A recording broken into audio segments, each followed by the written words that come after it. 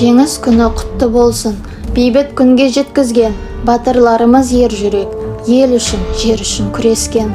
Қиын қыстау заманда соғыс болып жатса да, үмітін үзбей қазағым жақсылыққа ұмтылған. Қаншама ерлік жасалды, қаншама ерлер соғысты, қыздарымызда қалыспай ел үшін мылтық ұстады. Аянбай тер төгілді, қазақ елі барын берді, азық түлік қару-жарақ, керек болса жанын берді. Ерлікпен ерлер соғысты, панфиловшылар ел қорғады, қазақ, қырғыз, орыстар гитлершілерге қарсы тұрды.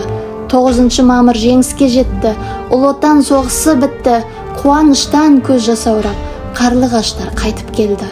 9 мамыр жеңіс күні, шырқалсын бейбітшіліктің әні, аспанымыз ашық болсын, көк байрағымыз желбіресін, батырларымыз жасасын, бейбіт күндер сыйлаған, ардагерлерге мың тағзым, құрметтеп ұрпақ ұлықтаған. Жеңіс күні құтты болсын, отанымыз көркейсін, бақытты баянды өмір сүріп, жұртымыз аман тыныш болсын.